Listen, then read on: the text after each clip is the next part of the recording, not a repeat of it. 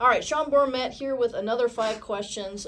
Coming off of a dominant win in Indiana, 8 match wins, won the first 4, had 3 bonus wins. Talk about the performance down there. Yeah, so a lot of the things we emphasized that week, just with attack rate, winning the hand fight, riding in critical moments, end of periods, riding when we needed to ride, working on things that we need to continue to improve on between now and the postseason. So, thought the consistency of how we approach those matches, the overall just intensity we were wrestling with was real solid, and overall, put a lot of points on the board in most of those matches. So it was good, quick turnaround from Nebraska to Indiana, and then obviously we got this week, longer week because we don't wrestle until Sunday. I want to talk about 2 guys in particular from that Indiana duel. Nolan worked in Joe Walker. Both guys stepping into that starting spot and getting really good wins. Pin at 125, ranked win at 174.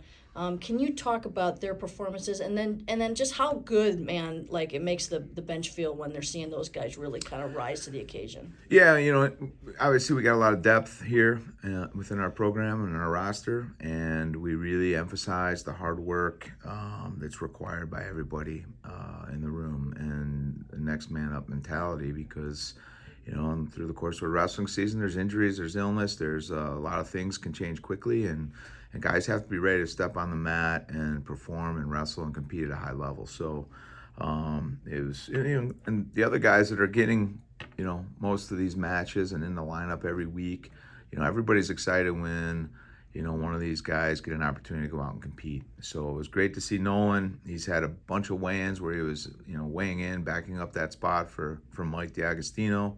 So everyone was really excited to see him get an opportunity to go compete. And he did a great job, and got a first period pin in that match. Super exciting. Bench went crazy. Nolan was super excited. I think that was his first dual meet win, and to do it with a pin to start the dual meet off that way. Just great momentum. And then, yeah, Joe Walker, had a ranked opponent and solid wrestler. And it was kind of a wild match. Joe did a really good job keeping his composure. He did a really good job positionally throughout that match. And it was a hard-fought match. Several reviews by the officials. There are a lot of just kind of crazy, wild circumstances within the match and within the officiating of that match. So I thought Joe, very hard-fought win for him, gritty win, and he did a great job. And I know everybody was equally excited for him. And both those guys got a big shout out in the locker room afterwards, and the whole team, everybody was celebrating those accomplishments. So great job by those two. All right, we got Central Michigan on Sunday, last duel of the season. What do you want to see out of that duel? Consistency. Same thing we've been emphasizing, just the consistency and the how we have our minds calibrated when we step on the mat, the consistency and the intensity we're wrestling with from start to finish, all positions. Starting positionally, starting with the hand fight, making sure our attack rates are there, improved on our finishing against Indiana. We got to continue to see improvement on finishing against Central Michigan Sunday. Looking for bonus points, putting guys to their back, trying to get back points, looking for falls. These are all things that individually are important and will also be important from a team standpoint as we head into the Big Tens and the NCAAs. So just a lot of consistency and effort in all those areas. So you mentioned Big Tens, NCAAs. I've heard you talk about it a little bit the last couple of weeks. I've heard other coaches around the country kind of talking about it. So how do you kind of incorporate some preparation for the postseason into your training now, while also focusing on your opponent coming up this weekend? Yeah, so it's really just a consistent approach. Obviously some of the volume and the intensity of the minutes and a little extra conditioning, some of that peaking phase work starts to change. That actually started to change about a week ago. It's continuing this week. And then a lot of individual areas of concentration for individual guys, whether, it's improving on finishing or riding or dealing with leg riding defense. So there's some individual areas as well. But from a team standpoint, we're really just adjusting the volume and intensity a little bit into a peaking phase, which will continue this week, which will continue next week after Central Michigan. One thing we did when we met with the guys last week, we talked about we let them design yesterday's workout, which was Tuesday. So over the weekend after the Central duel, the starting lineup got together and they were tasked with designing the practice for Tuesday. From a coaching staff standpoint, they submitted that practice to us, and then we let them run that practice yesterday. So that was pretty fun, and it really wasn't that much different than the practices that we would design and run. But it was interesting to see the thought process and some of the things that they had put into that practice. So far, it's been a great week. We got another good one today, and then we're actually off tomorrow, and then we get back on the mat Friday, Saturday before we head up to Mount Pleasant and compete on Sunday. Did that practice include a handball game? That practice definitely included a handball game, and we figured it would. So we did not play handball on Monday, but yeah, it was a great practice. Those guys did a nice job. All right, quick club update. We had Miles Amin took silver at Europeans last weekend. We've got a handful of guys competing at Pan Am's coming up this weekend.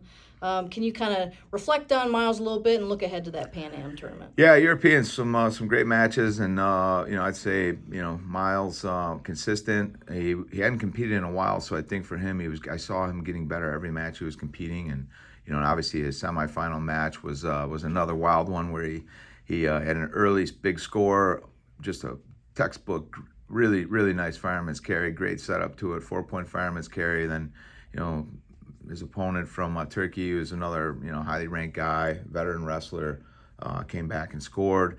Eventually Miles was down by 4 points. He ended up getting 2 takedowns in the last 35 seconds to win on criteria with that 4-point fireman's carry he had at the beginning. So it was a wild match, big comeback match. But Miles is one of the best at coming up clutch when he's got a score, and he's putting the pressure on the opponents. And then he actually wrestled a great match, really close finals match with him and Kruglev from Greece. Those guys were 1-1 last year, and it was a hard-fought match. Miles, he lost 2-1. The shot clock point was really the difference, but he was in on a bunch of single legs. Kruglev's got kind of a rubbery trick knee, so he twists out of a lot of these finishes, and that I think for Miles, that's part of the code is finishing on that position with that specific opponent. He's a little tricky to finish on there, but he wrestled a great match. Great Europeans for him.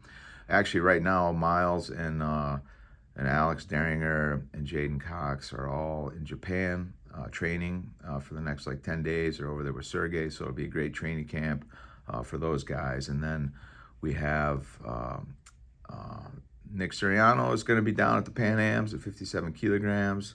Alec Pantelio will be at Pan Ams at 70 kilograms. And Mason Paris will be competing at the Pan Ams for USA heavyweight. So excited to see those guys compete this weekend. And I know for Nick and Alec, Olympic trial qualifications on the line for those weight classes for them. So looking forward to see all 3 of those guys compete and bring home some gold. All right, Sean, thank you. Go Blue. Go Blue.